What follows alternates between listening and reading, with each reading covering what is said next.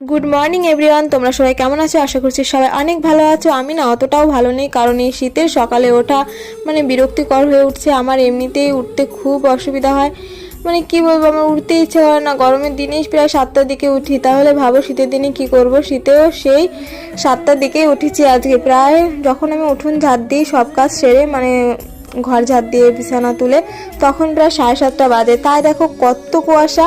আর আমাদের এখানে প্রায় আজকে সকাল থেকে একটা অবধি রোদ ওঠেনি, একটার পরে রোদ উঠেছে।